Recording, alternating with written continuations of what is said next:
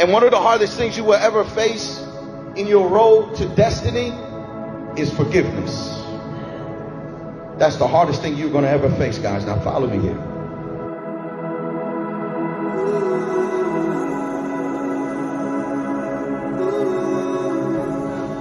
Why do marriages end in divorce? Why do family members stop speaking to each other and completely cut each other off?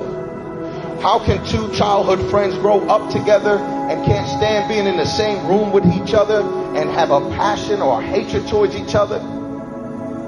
How come people leave churches and be upset and become church hurt? It's all because of offenses, guys.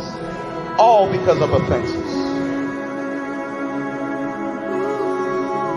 Offenses has a toxicity to it, a pollution, if you will, that if it's not properly dealt with or expelled from the heart, it will seep down into your soul, poison your personality, and entrap your mind, your will, and your emotions.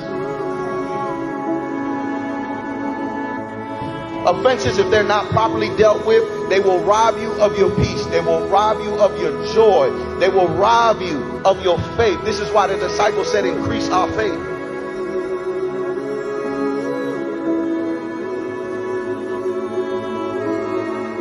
Listen, there's a story of two twins, right, that were raised by an alcoholic father, right? One of them became an alcoholic. And they told him, they said, you know, why are you an alcoholic? You're just like your daddy. Why are you an alcoholic? He said, it's because I was raised as an alcoholic. The other twin never touched the drink in his life.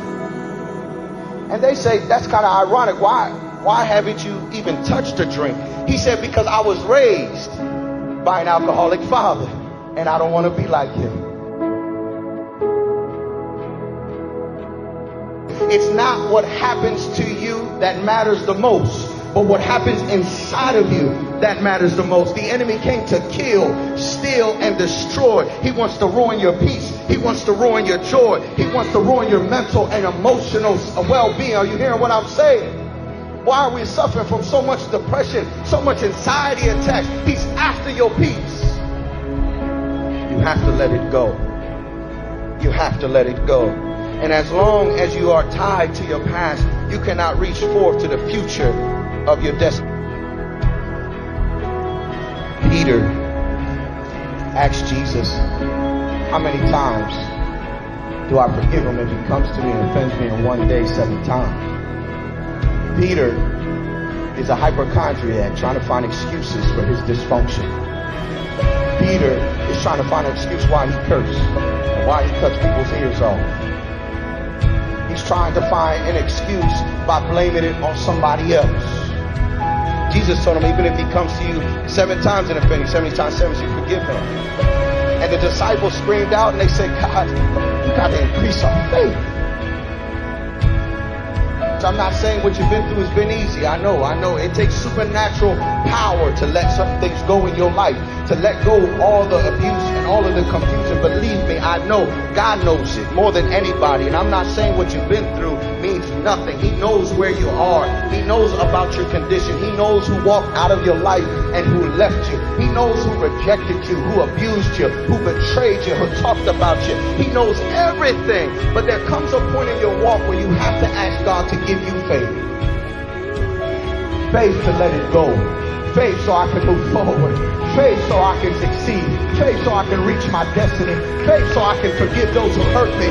Faith to forgive my parents who betrayed me, who speak negativity over my life. Faith, God, increase my faith so I can continue to move forward.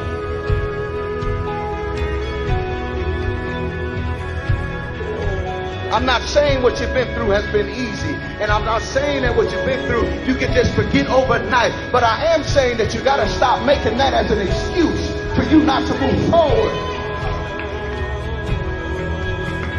There comes a time where you have to let it go. The trap, they're living their life, right? They're living their life. They offended you, they hurt you, but they're still moving forward. You're the one caught in ruins. You're the one caught in trap. You have to let it go. Forgiveness is the hardest thing you will ever face in your journey.